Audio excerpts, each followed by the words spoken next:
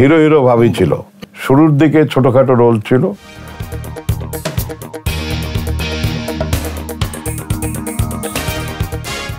দর্শকবৃন্দ, স্বাগত জানাচ্ছি রাইজিং বিডি স্পেশালে।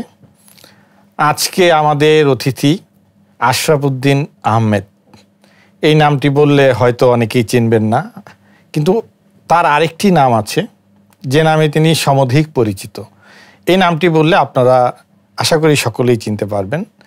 আজকে আমাদের অতিথি আশরাফ উদ্দিন আহমেদ উজ্জ্বল। কেমন আছেন আপনি? জি, আমি আল্লাহর রহমতে ভালো আছি। দেখতে পাচ্ছেন আমি যখন আপনার এই স্টুডিও পর্যন্ত পৌঁছাতে পেরেছি, তা আশা করি তো আমি শারীরিকভাবে সুস্থ আছি।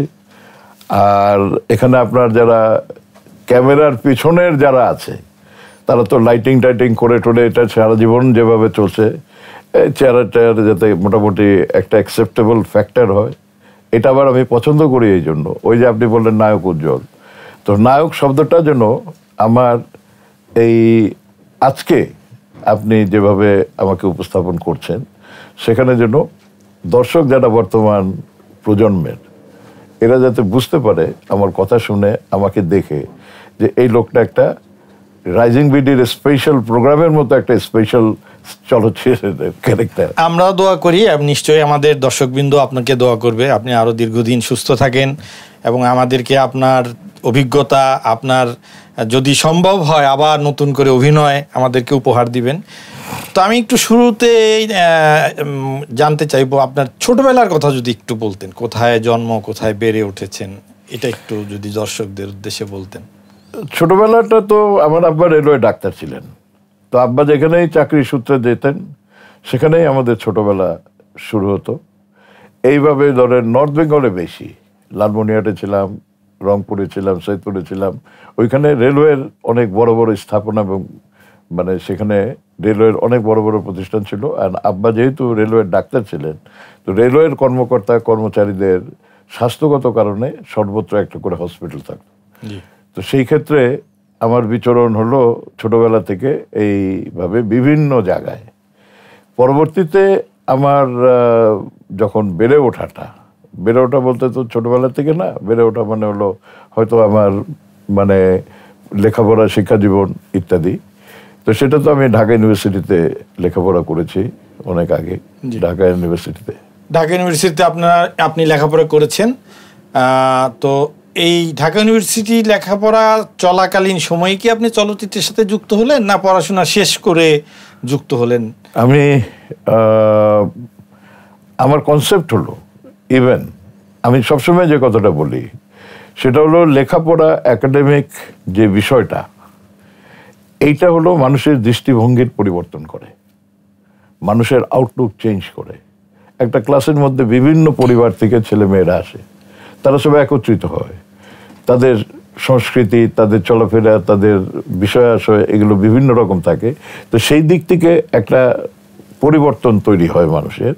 তো এই জন্য পেশাগতভাবে একটা জিনিস, আর হলো লেখাপড়ার সময়ে যে পরিবর্তনটা, সেটা একটা জিনিস। তো আমি একটা মানে বলতে চাই যে এই লাইনে এইভাবে কিন্তু কেউ প্রতিষ্ঠা পায় না।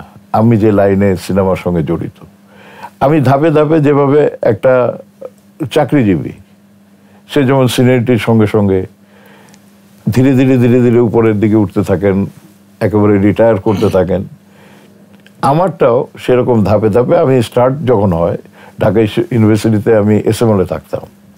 তো সেই সময়, এখন আর সেই রেওয়াজটা নাই, বছরের শেষে একটা সপ্তাহ হতো কালচারাল উইক। তো সেই কালচারাল উইকে নাটক হতো। তো নাটক হলে পরে আমি সেই নাটকের মধ্যে অন্যতম মেইন ক্যারেক্টার পারফর্ম করতাম।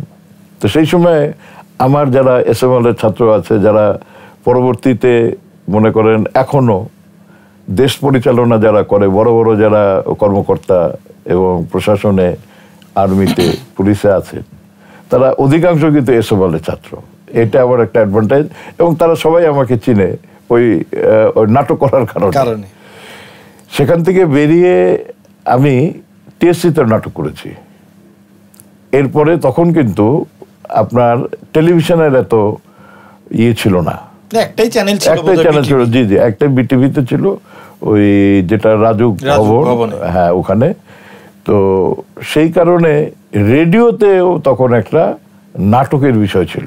জি, বুধবারে নাটক হতো। তো সেই নাটকেও সুযোগ পাওয়ার জন্য পরীক্ষা দিতে হতো, টেলিভিশনের সুযোগ পাওয়ার জন্য পরীক্ষা দিতে হতো। আমি কিন্তু সবখানে অডিশন দিয়ে পাশ করে তারপরে নাটকের সুযোগ পেয়েছি। শুরুর দিকে ছোটোখাটো রোল ছিল, পরবর্তীতে গিয়ে আমার ওই কি বলবো এটাকে, প্রতিভা তো আর অত কিছু নাই, যতটুকু আছে সেটুকুতে আমি দর্শকদেরকে কনভিন্স করতে পেরেছি যে আমি বড় রোলেও অভিনয় করলে পরে সেটা গ্রহণযোগ্যতা পাবে। সেটা যারা নির্মাতা থাকতেন তারাও বুঝতে পেরে আমাকে ব্যবহার করেছেন। আর দর্শকের কাছে তো আমরা দর্শকের জন্য কাজ করি। তাহলে আমি এটা বলতে পারি যে আসলে আপনি এক ধরনের এই ছোটখাটো চরিত্র করার মধ্য দিয়ে অভিনয়টাকে রপ্ত করে নিয়েছেন, তারপরে আপনি বড় পর্দায় এসেছেন। এবং বড় পর্দায় আমি যদি ভুল না করে থাকি, আমার মনে হয় আপনার প্রথম ছবি বিনিময়। জি। তো যদি এই প্রথম ছবি সম্পর্কে একটু বলতেন। প্রথম ছবিটা হলো মানে এই তখন কিন্তু আমি খুব টেলিভিশনের একজন জনপ্রিয় অভিনেতা। 1970 সাল, সুভাষ দত্ত নতুন এক নায়ক খুঁজতেছিলেন তার ওই বিনিময় ছবির জন্য। এই ছবিটাতে যারা আর্টিস্ট টেকনিশিয়ান তারা সুপ্রতিষ্ঠিত। ছবির প্রযোজক ছিলেন হলো সত্য সাহা, যিনি সেই সময় অত্যন্ত জনপ্রিয় সঙ্গীত পরিচালক। তার স্ত্রী রমলা সাহা, উনি ছিলেন প্রযোজক। তারপরে সুভাষ দত্ত ডিরেক্টর, কবরী নায়িকা, আনোয়ার হোসেন, হাসমত, দিলীপ বিশাই, মানে অল, গোলাম মুস্তফা, সব বড় বড় সেই সময়ে যারা প্রতিষ্ঠিত সবাই। আমি একমাত্র নতুন হিসাবে সেই ছবিটাতে ছিলাম। ছবিটাতে সুযোগ পাওয়ার পেছনেও আমাদের জীবনটা, তার আগে আপনাকে একটু বলে দিতে চাই যে আজকের আমি যে, এর পেছনে কিন্তু অনেক শ্রম আছে, অনেক কষ্ট আছে, অনেক ব্যর্থতা আছে, অনেক সফলতা আছে।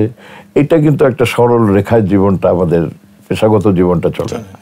ঠিক একইভাবে আমি টেলিভিশনের, মঞ্চের, রেডিওর একজন খ্যাতিমান শিল্পী হওয়ার পরেও যখন সুভাষ দত্তের সঙ্গে দেখা হলো, ওনার প্রথম যেটা আমার কাছে অর্ডার, আমি অর্ডার শব্দটাই বলছি যেহেতু ওনারা তখন গুরুজন, উনি নির্দেশ দিলেন যে 4টা ছবি তুলে নিয়ে আসো, প্রোফাইলের 3/4 ফেস, তারপরে ফ্রন্ট ফেস। এখন কেন ছবি তুলতে বলছেন উনি, আমি তো আর সেটা জানি না।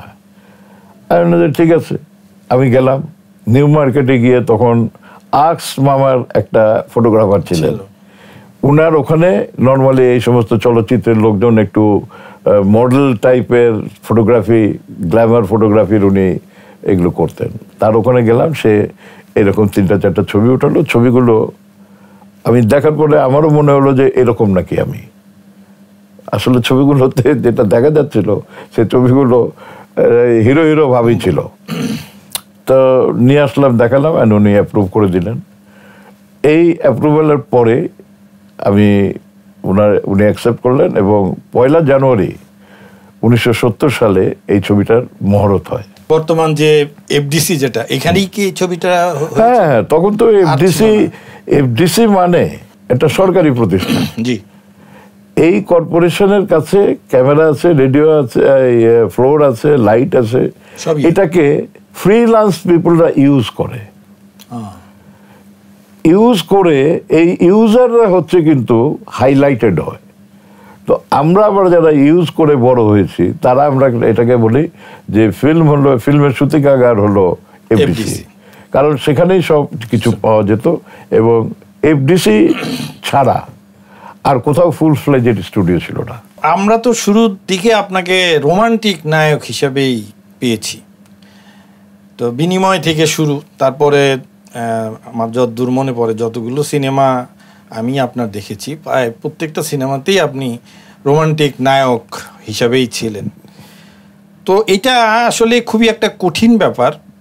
পৃথিবীর অনেক বড় বড় অভিনেতাও এই সাহসটি করেননি যে ইমেজ ভাঙা। তার যে একটা রোমান্টিক ইমেজ, সেখান থেকে সেই ইমেজ ভেঙে সে একটা মানে কি বলা যায় যে দুর্ধর্ষ চরিত্রে অভিনয় করবেন, বা এক ধরনের এটাকে কি বলবো যে ঠিক তার বিপরীত, অর্থাৎ যে সে যে রোমান্টিসিজমের বাইরে যে একটা মানে মারদাঙ্গা টাইপের একটা চরিত্র প্রতিষ্ঠা করা, সেই সাহসটা কিন্তু আপনি, আমার মনে হয় একমাত্র আপনি দেখিয়েছেন। জি, মানে যেটা আমি একটু বলি যে কেউ সাহস করে নাই, কারণ তাদের একটা ভয় ছিল যে দর্শকরা তাকে যে ইমেজে দেখে অভ্যস্ত, এর বাইরে গেলে যদি দর্শক তাকে না গ্রহণ করে। তো সেই সাহসটা আপনি দেখিয়েছেন। আমরা 80-র দশকে এসে আপনার এই যে কি বলা যায় অবস্থান পরিবর্তনটা আমরা লক্ষ্য করলাম মমতাজ আলীর হাত ধরে, উসিলা এবং আরেকটা কি ছবি, নালিশ নসিব।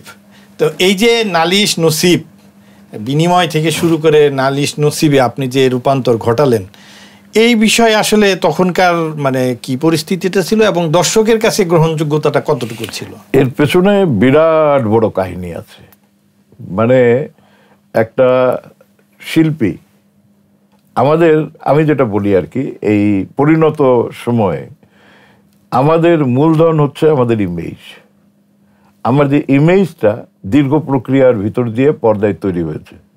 আমি সাধারণ মানুষের কাছে সেই ইমেজ দ্বারা সংজ্ঞায়িত। কিন্তু ব্যক্তিগতভাবে এখন আপনার সঙ্গে আমি যেমনভাবে কথা বলছি, কি আপনার এখানে আপনি আমন্ত্রণ জানিয়েছেন, আপনার সঙ্গে যেরকম সামাজিকভাবে আপনার সঙ্গে ইন্টারাক্ট হচ্ছে, কিন্তু যাদের সঙ্গে আমার ফিজিক্যালি কোনো সময় দেখা হয়নি, তাদের কাছে কিন্তু আমি যাচ্ছি থ্রু সিনেমা হল স্ক্রিন, আমার কর্মের ভিতর দিয়ে। তো সাধারণত ছবির নায়ক নায়িকা যারা হয়, তারা এরকম শুরুটা রোমান্টিকই হয়, বয়স কম থাকে, দেখতে শুনতে একটু চকলেট, আমরা চকলেট বয় কি একটা প্রেম, তার বেসিক কাজ তো খালি প্রেম করা। আর প্রেম করতে গিয়ে বাপ মার বকা খাওয়া, বাধার সৃষ্টি হওয়া, পরে শেষে দেখা গেল যে মিলন। এই হলো। তো সেইটা করতে গেলেই একটা ইনোসেন্স ব্যাপার। তো এটা ম্যাচিওর্ড হয়ে যাওয়ার পরে তখন মনে হয় যে এটা একটা ইনোসেন্ট একটা ছেলে। ঠিক একইভাবে বিনিময় ছবিটাতে যেখানে শুরু করি আর কি, তো তখন আমার বয়সও কম, স্ক্রিনের যে বিষয় এবং আমার যে নাটক যেগুলো করে আমি চলচ্চিত্রে সামনে আসলাম, ক্যামেরার সামনে করতে করতে নিয়ে 70-এর পরে 71-এর মুক্তিযুদ্ধ। তো মুক্তিযুদ্ধ চলাকালীন সময়ে এই 70-এ খালি আমার একটি ছবি রিলিজ হলো বিনিময়, আর একটি ছবি রেডি হয়েছিল সমাধান, সেকেন্ড ছবি আজিজুর রহমানের, কিন্তু সেই ছবিটা মুক্তি পায়নি। মুক্তি পাওয়ার কথা ছিল 2 মার্চ। 7ই মার্চ নন কপারেশন হবে, এই কারণে মানে মুক্তি পায়নি। আরো অন্যান্য ছবির শুটিং চলছিল, কিন্তু কোনোটাই কমপ্লিট হয়নি। তো মুক্তিযুদ্ধ চলাকালীন সময় তো সবই বন্ধ।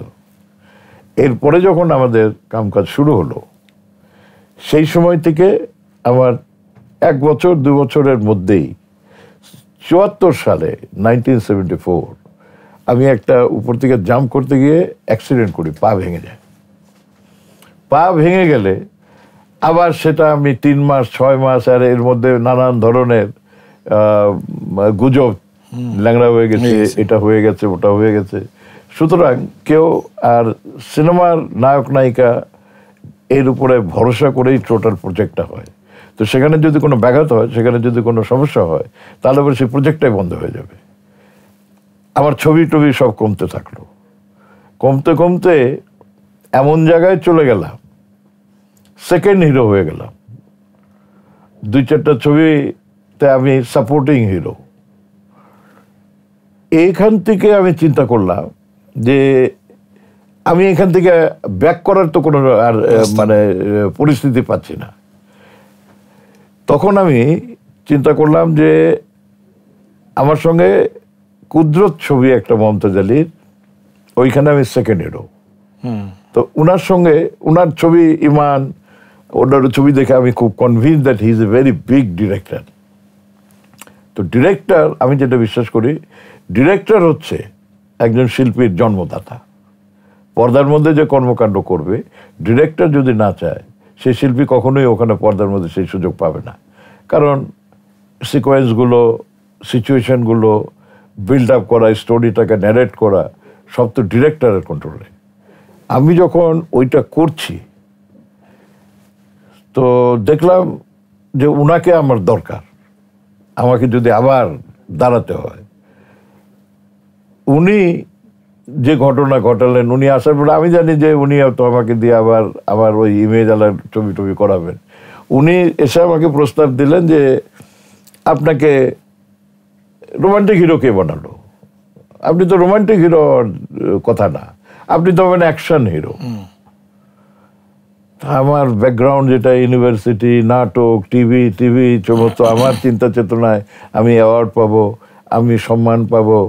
আমার একটা ফ্যাক্টর ভুলে গেলাম, সেই সময় ভুলে গিয়েছিলাম যে দর্শকের জনপ্রিয়তা না থাকলে তাহলে পরে আপনার যে রুটি রুজির ব্যাপার আছে আপনার পেশার কারণে, সেটা আপনার ব্যাহত হবে অটো। কারণ ফ্রিল্যান্স তো। এই কথা বলার পরে উনি কেন বললো, কি বললো, সব কিছু না শুনে আমি ওইটার ছবির প্রডিউসারও, নালিশ উনি শুরু করলেন। এবং আমি ছাড়া ওই যে যেরকম বিনিময় ছবির কথা বললাম, তো আমার তো কোনো ইমেজই নাই অ্যাকশন ছবির। তো আমি ছাড়া শাবানা, জয়শ্রী কবির, সুচরিতা, এই বিভিন্ন আর্টিস্ট দিয়ে এই ছবির প্রজেক্ট উনি তৈরি করলেন। আমি ওর মধ্যে সবচেয়ে দুর্বল পয়েন্ট। দর্শক যদি রিজেক্ট করে দেয়, কিন্তু ছবির কেন্দ্রীয় চরিত্র আমার, তারপরে আমি শেষ, আমার টাকা পয়সা শেষ, আমার সমস্ত কিছু শেষ হয়ে যাবে। এত কিছু রিস্ক নিয়েও মমতাজ আলীর উপরে আস্থা রেখে উনি এই ছবি করলেন। ফার্স্ট ছবিতে অ্যাকসেপ্টেন্স হলো। সেকেন্ড যে প্রজেক্টটা আমরা করলাম নসিব, এইটা ব্লকবাস্টার হিট হয়ে গেল এবং আমার ইমেজ রূপান্তরিত হয়ে গেল ইনটু এন, আপনি মেগাস্টার হয়ে গেলেন। তো মেগাস্টার সেটা আপনারা বানালেন, সেই জন্য এটা তো আর কোনো, আমার কাছে এটা হলো জনগণের, যারা যেভাবে সাংবাদিকরা যেভাবে ডিফাইন করে একটা বিশেষণ লাগিয়ে দিয়ে, এইভাবে আমি যদি আপনার সেই শব্দ যেটা আর কি মেগাস্টার, তো সেটা হয়েছি। মেগাস্টারের চাইতে বড় হচ্ছে যে আজকের পরিণত যে সময়টা, এই সময়ে আমি মনে করি যে অভিনেতা, স্টার ক্ষণস্থায়ী, অভিনেতা হয়ে থাকা, ক্যামেরার সামনে দীর্ঘদিন কর্মকাণ্ড চালিয়ে যাওয়া, সেটা একটা বিশাল ব্যাপার, বিশাল প্রাপ্তি, বিশাল অর্জন। না, সেই অর্জন আপনি অনেকটাই করেছেন অভিনেতা হিসাবেই। নায়ক হিসাবে তো ছিলেনই, অভিনেতা হিসাবে আপনি আজও টিকে আছেন। আর যেটা বললেন যে মেগাস্টার, আসলে ওই সময় বাংলাদেশের প্রায় প্রতিটা নায়কেরই একটা করে টাইটেল ছিল এরকম। ড্যাশিং সোহেল রানা, নায়ক রাজ রাজ্জাক, আপনার ক্ষেত্রে ছিল মেগাস্টার। এটা ছিল, একটা সময় ছিল, আমাদের উজ্জ্বল সময় ছিল, আমাদের সোনালী সময় ছিল, আমাদের রূপালী সময় ছিল। কিন্তু আজকের দিনে এই সিনেমা সম্পর্কে আপনি কি ভাবছেন? দেখেন, সিনেমা যেটা আমি বলি আর কি, যে সেটা হলো সংস্কৃতি। এটা কিন্তু আপনার কন্টিনিউয়াসলি পরিবর্তনশীল। আজকে আপনি যেখানে যে পরিবেশে আমার ইন্টারভিউ নিচ্ছেন, আমরা যখন নায়ক ছিলাম তখন তো সেই পরিবেশ, সেই জিনিস ছিল না। প্রযুক্তি যেটা অ্যাড হয়েছে এখন সারা পৃথিবীতে, শুধু চলচ্চিত্র না, সর্বক্ষেত্রে এটা একটা বিপ্লব ঘটিয়ে দিয়েছে। এই বিপ্লবের মধ্যে আমরা অ্যাকচুয়ালি নেক্সট জেনারেশন যেটা, তাদের ভিতরে এই প্রযুক্তির ব্যবহারটাকে আমরা ইনসার্ট করতে পারিনি। কারণ সরকার কিংবা পলিসি মেকার যারা থাকে দেশের, আমাদের চলচ্চিত্রটা সম্পূর্ণভাবে সরকারের নিয়ন্ত্রণে, এফডিসি সরকারের, সেন্সর বোর্ড সরকারের, সিনেমা কি হবে না হবে, সমস্ত ট্যাক্সেশন পলিসি, এভরিথিং, ট্যাক্স হবে কি না, প্রণোদনা হবে কি না, কোথায় রিলিফ দিবে, কোথায় অনুদান দিবে ইত্যাদি সমস্ত সরকারি সিদ্ধান্ত। তো সরকারের এই দীর্ঘ প্রযুক্তির পরিবর্তনের পরে সেইভাবে আর সরকারি স্টুডিওকে সাজাইতে পারেনি। সেইভাবে আমাদের যেটা প্রয়োজন ছিল আমাদের পরে একটা একাডেমিক ইনস্টিটিউশনালাইজড একটা চলচ্চিত্র কলাকুশলী তৈরি করার একটা প্রতিষ্ঠান, সেগুলো অ্যাবসেন্ট হওয়ার কারণে আমাদের এখানে কিন্তু এখন ডিরেক্টর আছে, আর্টিস্ট আছে, আপনার লজিস্টিক সাপোর্টের স্টুডিও আছে, ক্যামেরা আছে, সব আছে, নাই হলো ব্যবহারকারী। এখন এই ব্যবহারকারী নাই কেন? বিকজ দি ডিরেক্টর যেটাকে ব্যবহার করবে উনি তো প্রযুক্তির ব্যাপারে নলেজেবল না, ওনার তো সেইখানে তো জ্ঞান নাই। সাউন্ড সিস্টেম আগে ছিল একটা মনো ট্র্যাক, আপনি একটা অপটিক্যাল ট্র্যাক হতো আমাদের সিনেমা, যদি আপনি ফিল্মের সাইডে পারফোরেশনের সাইড দিয়ে একটা ট্র্যাক থাকতো সাউন্ডের, ওইটাতে লাইট গেলে পরে সাউন্ডটা যেত। এখন আপনার ডিজিটাল সাউন্ড একটা মানে 60% ক্যারি করে in the cinema hall. Surround sound, multiple আপনার ট্র্যাকের সাউন্ড ইফেক্ট সব মিলিয়ে অডিও নিজেই একটা এনভায়রনমেন্ট ক্রিয়েট করে ভিজুয়ালের চাইতে। তো এই সমস্ত জিনিসগুলো অ্যাবসেন্ট হয়ে গেছে। এগুলোকে আবার রিইনস্টেট করার পরে আমার বিশ্বাস যে আমাদের দেশে যে সমস্ত ছেলেমেয়েরা ইন্টারেস্টেড, সারা দেশে আপনি যদি এখন সোশ্যাল মিডিয়া দেখেন, আপনি যদি টিকটক দেখেন, আপনি যদি রিলস দেখেন, আপনি দেখবেন যে 70-80% ওখানে ট্যালেন্টেড মানে লোকজনের আপনার প্রেজেন্টেশন, তারা একেবারে কিন্তু সেগুলো কিন্তু গ্রহণযোগ্যতা পাচ্ছে। This are the indicator. এখন এই যে যেখানে আছে, তৃণমূলের সংস্কৃতিসেবী যারা আছে, তাদেরকে তুলে নিয়ে এসে নার্সিং করতে হবে, গ্রুম করতে হবে এবং তাদেরকে রাইট ট্র্যাকে ইউজ করতে হবে। এই যে কথাটা বললাম যে ইউজার নাই, মানে ডিরেক্টর নাই, সেই প্রমোটার নাই।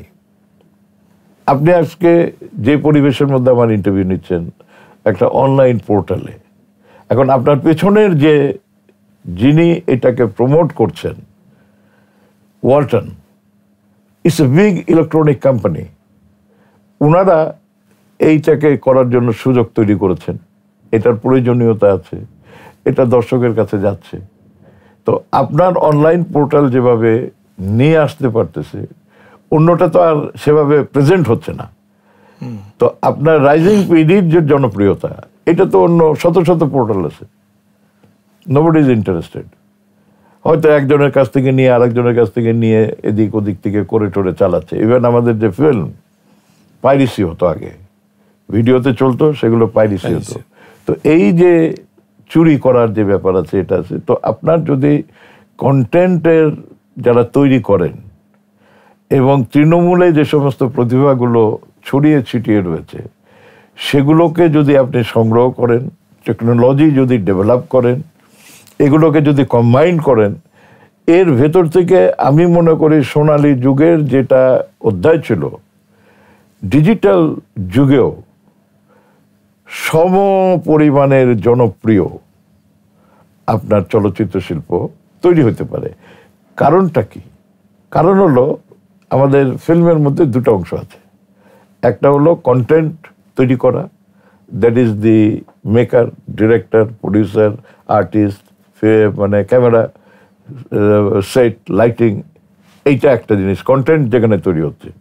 আর একটা হলো মার্কেটিং। তো মার্কেটিং করতে গেলে পরে সেটা তো আপনি এটা দেখাবেন যে সিনেমা হল লাগবে। সিনেমা হলের যে আগের সিঙ্গেল স্ক্রিনের যে কনসেপ্ট ছিল, বড় বড় হল, 1000, আমরা যখন নায়ক ছিলাম 1000 দর্শক ছবি দেখতো, 4টা-5টা করে শো হতো। এখন সেটা that has been reduce to cineplex. এখন সিনেপ্লেক্সের মধ্যে থেকে যাওয়ার পরে মানুষের যে environmental change, comfort requirement young জেনারেশনের যে সমস্ত আছে, আমাদের দেশে এখন সিনেমা হল নাই। তো সিনেমা হল যদি না থাকে আপনি কন্টেন্ট নিয়ে করবেন কি? দোকান নাই, আপনি মালটা দিবেন কোথায়? তো এই দুটো জিনিস সাইড বাই সাইড সরকারকে এখন গঠন করতে হবে, পলিসি মেকারদেরকে সিচুয়েশন করতে হবে, তাদেরকে ফাইন্যান্সিয়াল সাপোর্ট দিতে হবে, তাদেরকে প্রণোদনা দিতে হবে। আগের যে সমস্যাটা ছিল মার্কেটিংয়ের, সেটা হলো বড় বড় আমাদের রিল হতো, ডিশ হতো, ক্যারি করা, সেগুলোকে নিয়ে যাওয়া। এখন ধরেন শুধু একটা পেন ড্রাইভ হলে পরে হয়। আর যদি সেন্ট্রালি আপনার কোনো ইয়ে থাকে, তাহলে পরে আপনি যে কোনোখানে, যে কোনো জায়গায়, যে কোনো সময় আপনি স্ক্রিন করতে পারেন, সেগুলো দেওয়া যায়। তো এফডিসির এখন এই marketing and the content making, আগে ছিল শুধু কন্টেন্ট তৈরি করলে হতো, এখন শুধু তৈরি করলে হবে না, এইটার মার্কেটিং করার জন্য সেন্ট্রালি আপনার এফডিসিকে ডিসিশন নিতে হবে মার্কেটিং করা।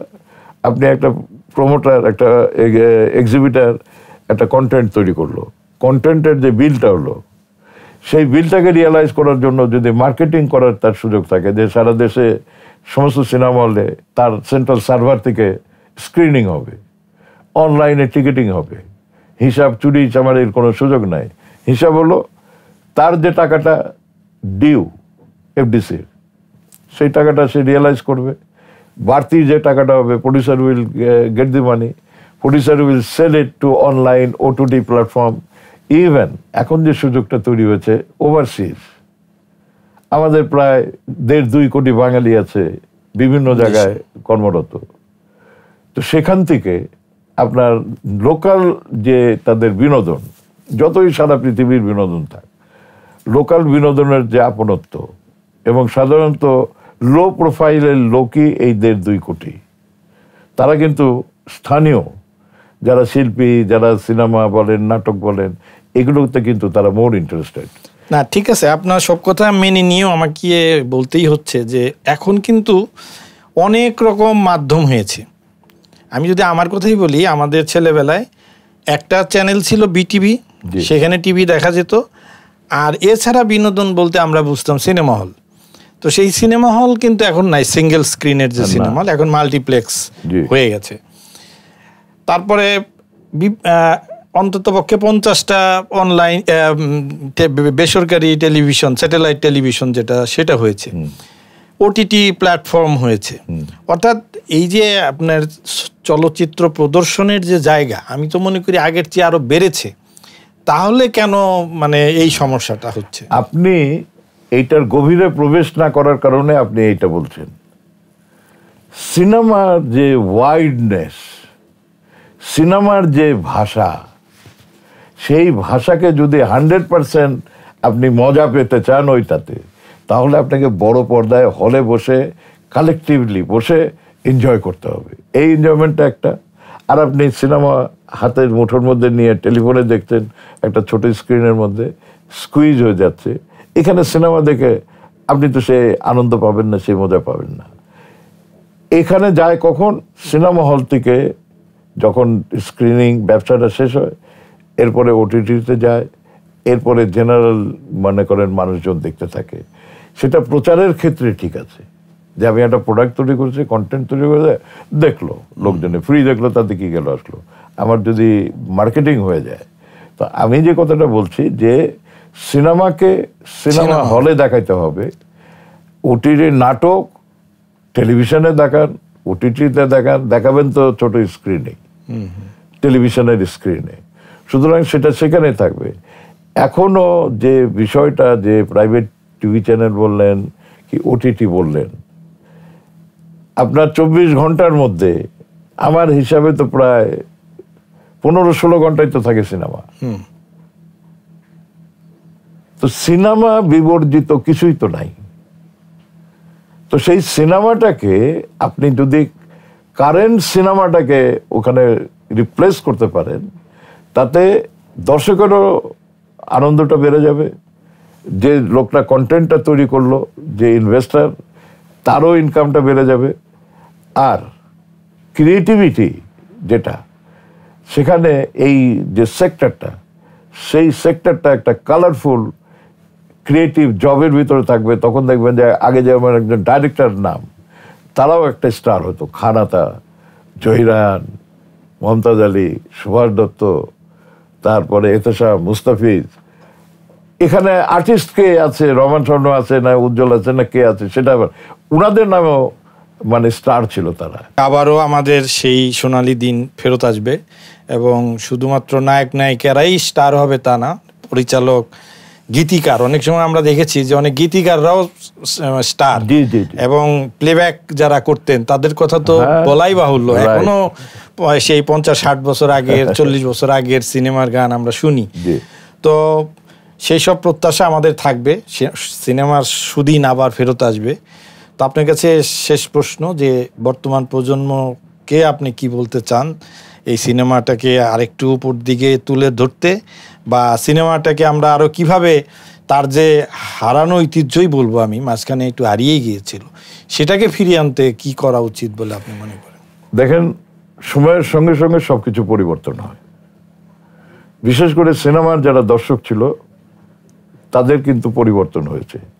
তাদের চাহিদা, তাদের জীবনাচরণ, তাদের খাওয়া দাওয়া, তাদের চলাফেরা, সব কিছুর পরিবর্তন। দেখবেন যে আমাদের দেশে গার্মেন্টসের ফ্যাক্টরির কারণে নিম্নবিত্ত যে একটা বাইক চালায়, কি একটা আপনার ওই ভ্যান গাড়ি চালায়, সেও কিন্তু জিন্সের প্যান্ট পরে, টি শার্ট পরে। এই পরিবর্তনগুলো, ইভেন আপনি মনে করেন একটা গ্রামে গঞ্জে প্রত্যেকের বাসায় একটা টিভি আছে, একটা ওই মানে চ্যানেল দেখার জন্য খালি টিভি দেখে না, তারা ইন্টারনেটও চলে গেছে, সেই সমস্ত জায়গাতে তারা মানে বিনোদনগুলো দেখতে পায়। তো এই পরিবর্তনটাকে আনার জন্য যে কথাটা বলেছি, যে প্রযুক্তির সঙ্গে তাল মিলিয়ে আমাদের এই বিষয়টার উপরে ট্রেনিং থাকতে হবে এবং প্রশিক্ষণপ্রাপ্ত কলাকুশলী থাকতে হবে। আমাদের কন্টেন্ট তৈরি করার জিনিস আছে, দর্শকের চাহিদা আছে, তারা ডেফিনেটলি আমরা যদি করতে পারি, আমাদের লেখারও লোক আছে, নাই তা না, হয়তো সেরকম জনপ্রিয় নাই, কিন্তু জনপ্রিয়তা তো একদিনে হবে না।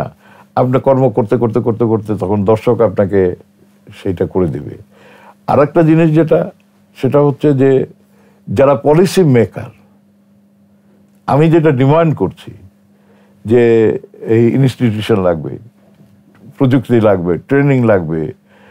আপনি যদি একটা ভালো ছাত্রকে আপনি স্টাইপেন্ড দিতে পারেন, একটা বিদেশে স্কলারশিপ দিতে পারেন, তো এখানে একটা ট্যালেন্টেড, আমি যে ইনস্টিটিউশনে কাজ করব, সে যদি একটা ভালো মনে হয় যে প্রতিভাবান ক্যামেরাম্যান, কি একটা এডিটার, কি একটা স্পেশাল এফেক্ট, একটা সফটওয়্যার ইঞ্জিনিয়ার, একটা কম্পিউটার ইঞ্জিনিয়ার, তো আমি তাকে স্কলারশিপ দিয়ে আমি বিদেশে পাঠিয়ে স্পেশাল করে নিয়ে আসতে পারি। এক, দুই হলো এখন অনলাইনেও even you can get the training. So to train online, আপনি এটার সঙ্গে এখন সারা পৃথিবীব্যাপী আমাদের এম্বাসি আছে, সারা পৃথিবী ভাষায় কানেক্টিভিটি করার সুযোগ আছে। সেইখান থেকে এই সমস্ত কর্মকাণ্ড যারা করে, সেই সব স্পেশালিস্টদেরকে আমরা নিয়ে আসতে পারি, তাদের মাধ্যমে আমাদের লোকাল লোকজনকে ট্রেন করতে পারি। সব কিছুর মূলে একটাই কথা হলো যে আপনার যদি টার্গেট, লক্ষ্য যদি থাকে যে এই জায়গাটার আমি উন্নয়ন করব, এই সিনেমা ইন্ডাস্ট্রির আমি উন্নয়ন করব, এটা যদি পলিসি মেকারের কাছে যদি থাকে, তাহলে পরে আমি মনে করি যে ডেফিনেটলি ইট ইজ পসিবল। আপনাকে অসংখ্য ধন্যবাদ, আপনার সুস্বাস্থ্য কামনা করছি। আপনি আরও দীর্ঘদিন আমাদের মাঝে থাকেন এবং আপনার অভিনয় প্রতিভা আরও যতটুক আছে সেটা আপনি দেন, এবং আপনি যে আশাটা পোষণ করছেন যে পরবর্তী প্রজন্মের মাঝখানে আপনি আপনার অভিজ্ঞতাটা ইনসার্ট করে যাবেন, সেটা যেন আপনি করতে পারেন, সে প্রত্যাশা রেখে আজকের মতো অনুষ্ঠান শেষ করছি। আপনাকে ধন্যবাদ যে আপনি একটা এত সুন্দর পরিবেশের মধ্যে দুটো কথা বলতে পারলাম। আপনার যারা এই রাইজিং বিডির মানে ভক্ত, এখন ভক্ত শব্দটাই বলছি আর কি, আমাদের আগে শো বিজনেস এটা ব্যবহার হতো, এখন যারা পড়েন, যারা দেখেন এই অনলাইন পোর্টালগুলোকে, এবং অনলাইন পোর্টালেই সবচাইতে ফাস্টেস্ট, সবচাইতে গতিশীল কিন্তু হলো ইনফরমেশনগুলো মানুষের কাছে যায়। সারা দেশের সারা পৃথিবীর মানুষের কাছে যায়। তো সেই ক্ষেত্রে আপনাদেরও উত্তরোত্তর সমৃদ্ধি কামনা করছি। আমাদের ব্যক্তিগতভাবে আমি মনে করি যে আমাদের ব্যক্তিগত যা কিছু প্রাপ্তি সেগুলো সব আমাদের শেষ হয়ে গেছে। এখন আমাদের কাছে যেটুকু বাকি আছে নতুন প্রজন্মকে তৈরি করে দেওয়া, সেই তৈরি করা যেরকম আমাদের আগের প্রজন্ম যারা ছিলেন তারা ফিল্ম ইন্ডাস্ট্রিকে তৈরি করেছেন, আমরা বেনিফিশিয়ারি, আমরা এখানে সেটাকে ব্যবহার করে হাইয়েস্ট, এরপরে আর কিছু প্রাপ্তি নাই, অপটিমাম ক্যাপাসিটিতে উই হ্যাভ এনজয়েড।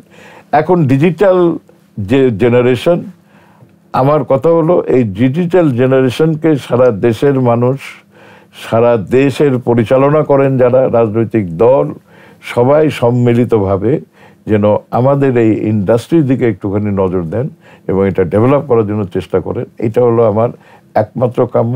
এবং আপনাকে আবারও ধন্যবাদ জানাচ্ছি, এত সুন্দর করে এই জায়গায় আপনি একটা পরিবেশ তৈরি করেছেন যেখানে আমরা আসতে পারি, দর্শকদের দুটো কথা বলতে পারি, এবং সেই জন্য আপনাকে আবার ধন্যবাদ এবং কৃতজ্ঞতা। আর যারা এতক্ষণ আমার কথা শুনলেন সেই সব ভাই বোনদেরকেও যেটা বলতে চাই যে আমরা দীর্ঘদিন যাবৎ চলচ্চিত্রের সঙ্গে সংশ্লিষ্ট আছি। যতদিন পৃথিবীতে থাকব এই চলচ্চিত্রের উন্নয়নের জন্য চেষ্টা করব, সেটাতে সফল হতে পারি, ব্যর্থ হতে পারি।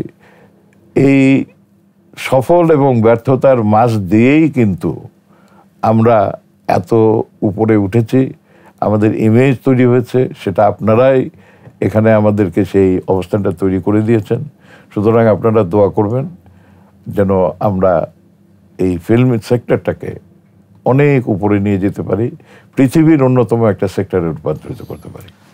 অনেক ধন্যবাদ, আপনি কষ্ট করে আমাদের স্টুডিওতে এসেছেন, আমাদের দর্শকদের সাথে অনেকটা সময় আপনি কাটালেন।